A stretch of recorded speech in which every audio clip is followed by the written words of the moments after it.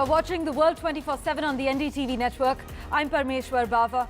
Let's begin with a quick look at the headlines we're tracking currently. At least 40 Indians are dead and dozens more injured in a devastating fire in a building in Kuwait. The Prime Minister and External Affairs Minister Dr. S. Jaishankar have expressed shock over the incident. Congress leader Rahul Gandhi has expressed serious concern about the condition of Indian workers in the Gulf region. G7 leaders start their annual summit looking to double down on support for Ukraine in its war with Russia and offer a united face in confronting China's political and economic ambitions. The US Reserve maintained its key interest rate and indicated that only one rate cut is anticipated before the year's end.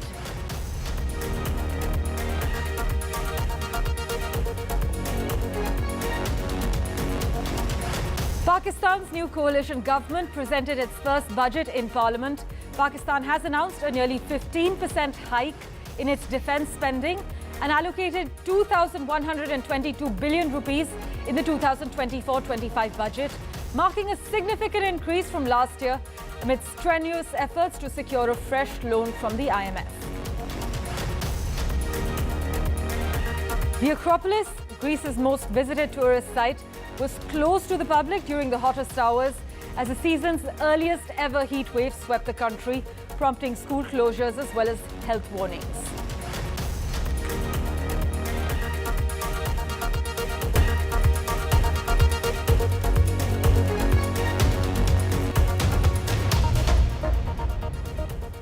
Well, a big focus. At least 40 Indians are dead and dozens more injured in a devastating fire in a building in the southern Mangaf district of Kuwait. This building housed Indian workers, and the fire actually started in a kitchen in a 6-story building. This is what officials have informed us, adding that the building reportedly had nearly 160 people living in it who are workers of the same company. The Ministry of External Affairs has said in a statement that over 50 people suffered injuries, adding that conditions of most of them are now stable. But the injured workers were suffering from various injuries, including burns, broken bones due to falling from a high place, and carbon monoxide poisoning due to smoke inhalation. Meanwhile, the Prime Minister and External Affairs Minister Dr. S. Jaishankar have expressed shock over this incident, and Congress leader Rahul Gandhi has expressed serious concern about the condition of Indians in the Gulf region.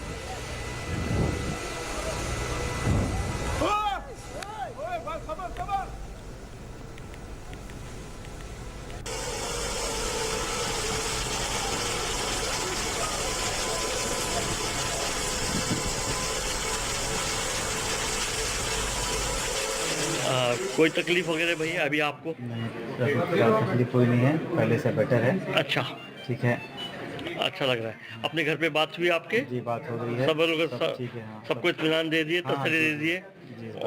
अच्छा अच्छा। Company के आदमी आए थे आपसे पूछने के लिए? हाँ, कंपनी के आदमी आते हैं। ओके, अपना ख्याल रखिए भाई, और कोई परेशानी की बात नहीं है। मिनिस्ट्री यहाँ पे बहुत ख्याल करती है, आप भी अपना ख्याल रखें, है ना? Thank you very much, thank you very much. आप कहाँ से? नेपाल से हैं? हाँ जी, नेपाल से हैं। कैसा लग रहा है अभी? थोड़ा अच्छा लग रहा है। अच्छा लग रहा है, कोई परेशानी नहीं? कोई परेशानी। ओके, अपने घर में बात की आपने अपनी फैमिली से? इंडिया में, बांग्लादेश में? आप कहाँ पे? आप नेपाल के हैं? नेपाल के, ये नेपाल से हैं। ये भी कंपनी में काम करते थे। ये कितने बजे हादसा हुआ था भाई? वो 4:30 बजे से। 4:30 बजे। फिर आपने कैसे बचे आप? हम तो सुबह आदमी लोग जो हल्ला कर रहा था रूम पे, इसलिए हम जाएगा। बाद में हम लोग शीशे खोल के बाद में वो जंप नहीं किया। हाँ। वो केबल तार था, उसमें बांध के। अच्छा, केबल तार। अच्छा, केबल तार से बाहर नीचे उतरे? ओहो, वो 3 आदमी जैसे उतरा उसमें। अच्छा, 4 आदमी जैसे। अच्छा। और दूसरा रूम का आदमी इधर आके उतरा। Well, the Ministry of External Affairs spokesperson Randhir Jaiswal has said the Minister of State Kirti Vardhan Singh has left for Kuwait on the direction of the Prime Minister to oversee assistance to Indians injured in the fire and to ensure early repatriation of mortal remains of those who died. See, we had a meeting last night with the Honorable Prime Minister, and that's the last update we have.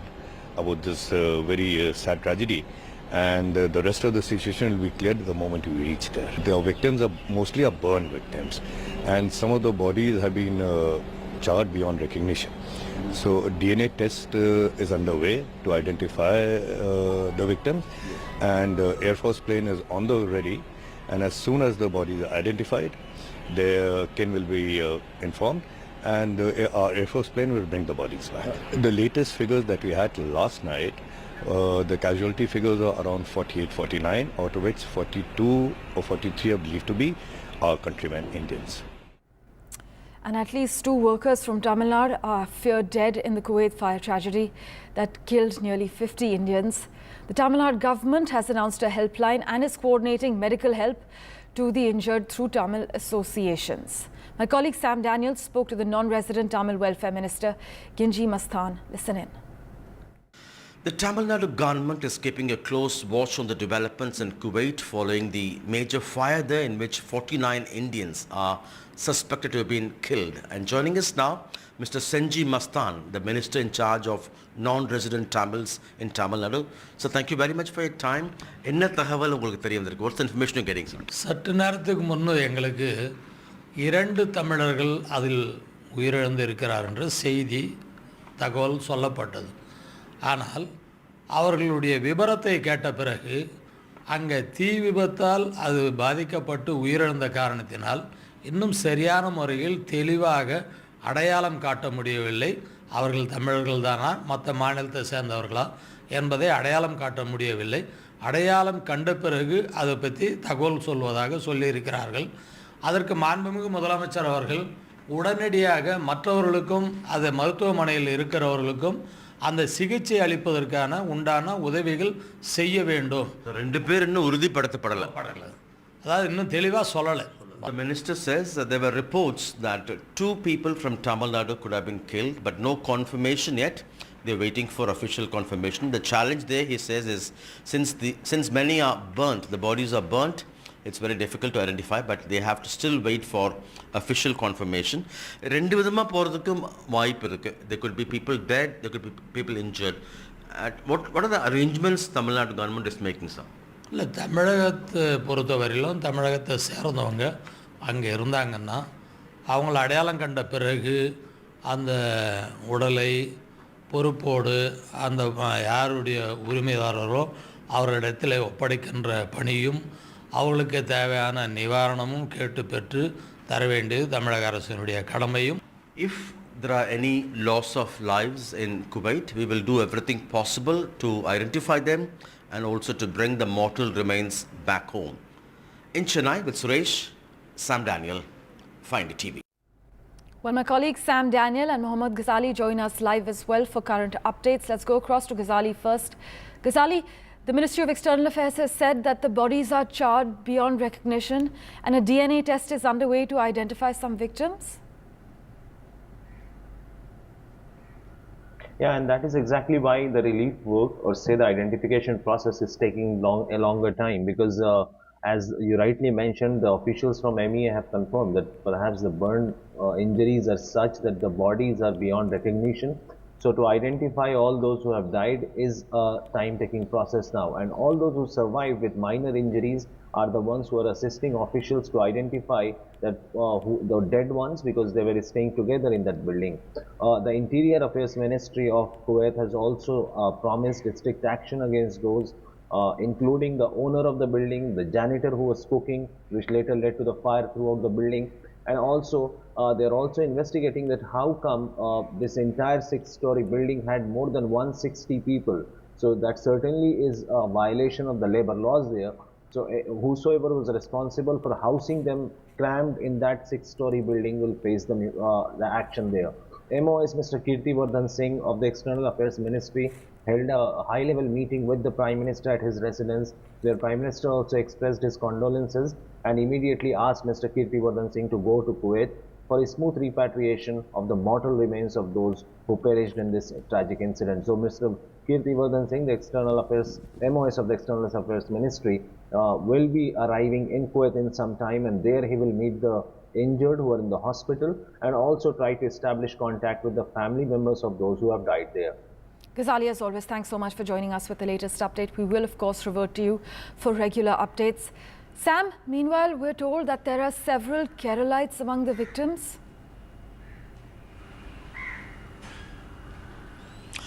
That's right, Parameshwar. Both authorities from Kerala and Tamil Nadu are working closely with the embassy and also with the companies that had employed these workers in Kuwait. And at the moment, both these government authorities are not able to confirm how many could be from each of these states. But Kerala officials say since the bodies are charred, they are working both with the workers, with the embassy and with the employers. And around 8 o'clock Kuwait time, which could be in a few hours from now, they expect the first batch of post-mortem to be completed, and they say they'll be able to at least release the official names of those identified dead, and that could be the beginning of this long identification process.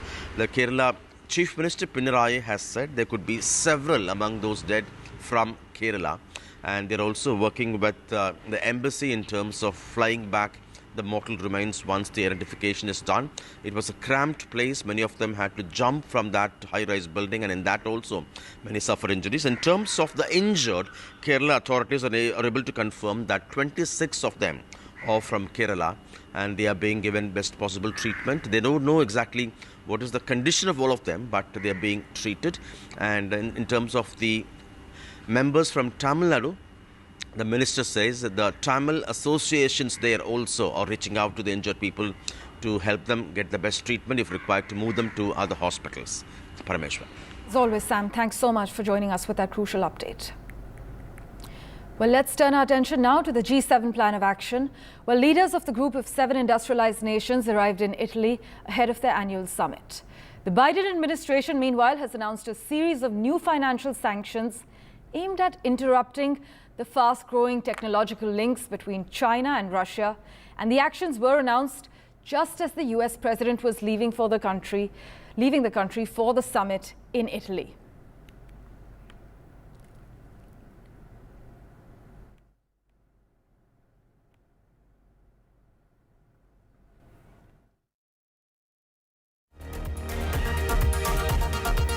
Well, the summit is due to kick off at 11 a.m. on Thursday with a discussion about Africa, climate change and development.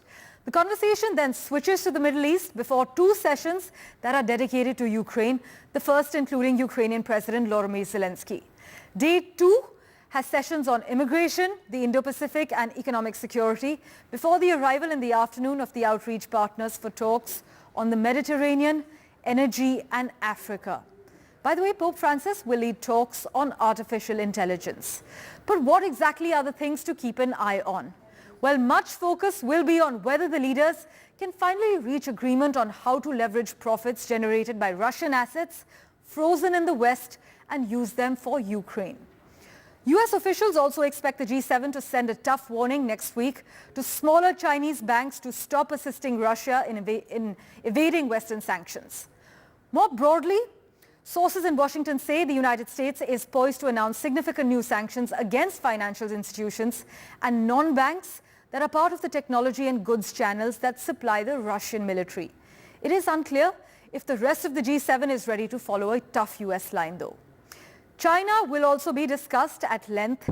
The leaders are likely to issue a statement expressing concern on Chinese industrial overcapacity and will also look at the possibility of imposing additional measures to level the field with heavily subsidized Chinese companies. Again, the United States feels much strongly about this than some EU nations.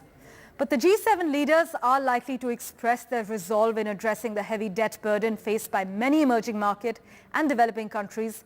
But it is not clear what this commitment will mean in real terms, because Italy is still pushing for an accord on a global minimum tax on multinationals, even if it said last month that a deal would not be finalized by June as previously planned. So officially, the summit runs until the 15th of June, but US President Joe Biden is flying out on the night of the 14th, and the only official item for Saturday at present is the closing news conference of the host, the Italian Prime Minister Giorgia Meloni, plus a number of bilaterals for remaining leaders. Meanwhile, our Prime Minister will leave for Italy to attend the 50th G7 Leaders Summit. It will be his first trip abroad after assuming charge as the Prime Minister for the 3rd term. My colleague Vishnu Shom has touched down in Bari.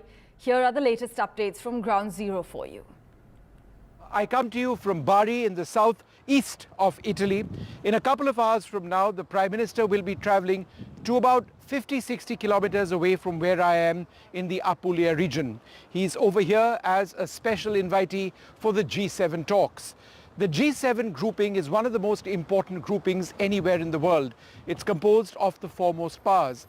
But over a period of time, the nature of the economic existence of India has changed drastically. For example, India now has a larger economy than Canada, the host Rome, and also France. And therefore, given the role of India as being a leader in the global south, India has been called time and time again to be a part of the G7. It's important this time around because it's the first time that the Prime Minister is visiting a country after being sworn in recently for his third consecutive time. What is he going to be talking about? Well, there are several key issues. The Indo-Pacific region, and that's an area that concerns India greatly. We always champion Indo-Pacific security and safety. Concerns over Africa. Climate change, that's an issue which is at the center of everybody's heart. There's the entire issue of environment, migration patterns, illegal migration, and artificial intelligence. So those are themes that the G7 is looking at this time around. But very significantly, this meeting of the G7 comes just a couple of days prior to a world summit calling for peace in Ukraine. And over here, Ukraine will be a very important topic as well. What about India and our position and our role as far as bringing peace to Ukraine, ending the crisis over there? Well, India has fantastic relations with Russia. We've got great equations with Ukraine as well. But whether the Prime Minister is called upon for his advice on how to tackle the situation over here in G7, because the G7 will also likely be talking about the Ukraine crisis, that we do not know. But it's going to be a relatively short visit. The Prime Minister flies back on the 14th. He returns to New Delhi. And in a sense, this visit of the Prime Minister, which is very important in terms of profile, has of course been entirely overshadowed by the immense tragedy where dozens of Indians have lost their lives in Kuwait. But we'll be tracking this move very, very closely. In case you were wondering why I am quite far away from where the G7 summit is being held, it's because that entire area with so many world leaders coming in has been declared as an absolute red zone. So the media access is actually 60 kilometers, think about it, from where it's all going to be taking place. That said, we will be bringing you footage of the Prime Minister as he arrives and in his important meetings. There are a couple of important meetings that we need to also think about. Will there, for example, be a meeting between the Prime Minister and his Canadian counterpart? That would be very important since it comes at a time when relations between India and Canada have been fraught. One of the issues which has been a big dividing factor in terms of those relations is the entire issue of Khalistani supporters being allowed to go about their business in Canada. In fact, in Brindisi, which is another city not too far from where I am now, there was a statue of Gandhiji which was being constructed, which was actually defaced quite recently in the last couple of days, and there were Khalistani slogans which were put on. That's been cleaned up now, but again the international threat of Khalistan, the fact that there are sympathizers all across Europe and in Italy as well, does remain a concern for India. Vishnu Shom for NDTV. Well, in other news, the US Federal Reserve has said it is keeping its benchmark lending rate at its current level for the 7th time in a row, while signaling fewer rate cuts than previously estimated. That means borrowing costs on everything from car loans to mortgage rates will remain elevated. Officials penciled in just one rate cut this year, according to the latest economic projections, compared to the 3-day forecast in March. But they also expect inflation to be more stubborn this year. Here are the finer details for you. The Federal Reserve kept its key interest rate unchanged in the 5.25 to 5.5% range and indicated that just one rate cut is expected before the end of the year, essentially going back to and scaling back to their earlier projection.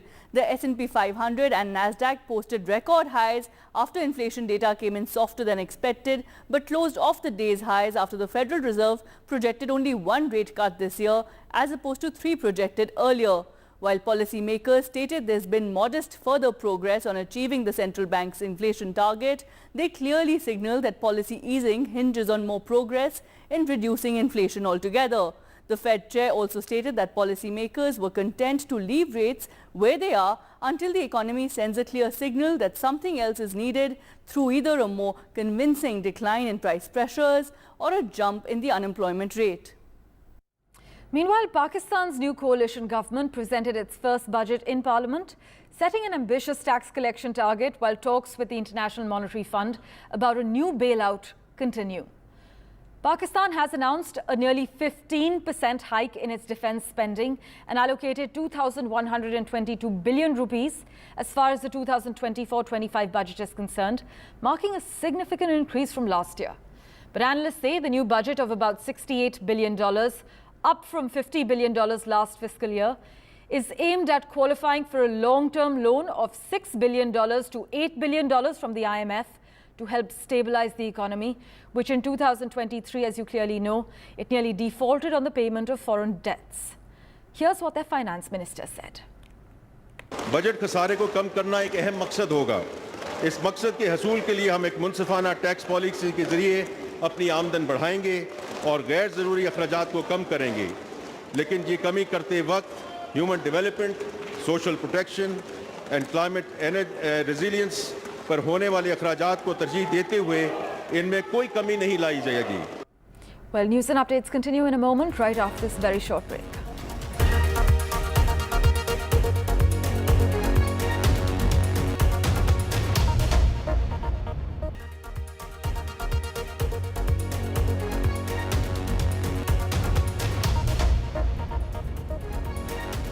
Welcome back.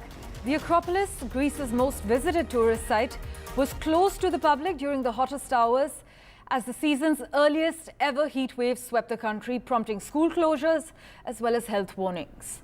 Now, their Met Department has noted that this is the earliest heat wave, which for Greece is classed as temperatures exceeding 38 degrees Celsius for at least 3 days in recorded history.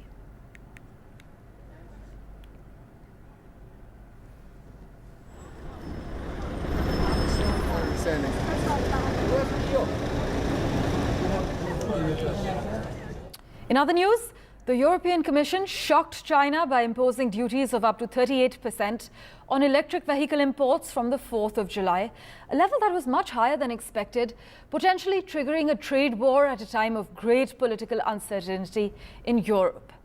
The provisional duties, which come after a months-long investigation into Chinese state aid to its EV makers, drew immediate condemnation from Beijing, which has already threatened retaliation against European farmers and plane makers and launched an anti-dumping probe targeting the French spirits industry. 歪曲补贴的定义，滥用规则程序，使中欧经贸摩擦的风险不断上升，也严重影响了企业对欧合作信心。那么，欧方以产能过剩为由，实施对中国电动汽车的反补贴调查，我们认为是典型的保护主义。 And a quick update as far as the T20 World Cup is concerned, India defeat USA. Surya Kumar Yadav's half-century powered India to a 7-wicket win over the US, which had shocked Pakistan last week in the 20 World Cup. But with the win, India reached the Super 8 round, and the US need to beat Ireland on Friday to advance.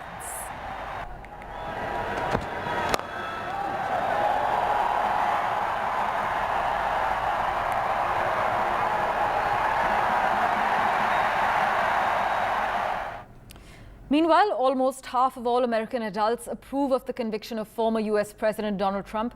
This is what an AP NORC poll shows. Trump became the first former US president to be convicted of felony charges, as you're well aware, after he was found guilty on 34 counts of falsifying business records in connection to a hush money payment to porn star Stormy Daniels, who alleged she had an affair with Trump in 2006. As far as the numbers are concerned, well, 48% approve of the conviction, according to the poll, while 29% disapprove and 21% say they have no opinion. And finally, pilgrims have been streaming into Saudi Arabia's holy city of Mecca ahead of the start of Hajj later this week, as the annual pilgrimage returns to its monumental scale. Saudi officials say more than 1.5 million foreign pilgrims have arrived in the country by Tuesday, the vast majority by air from across the world.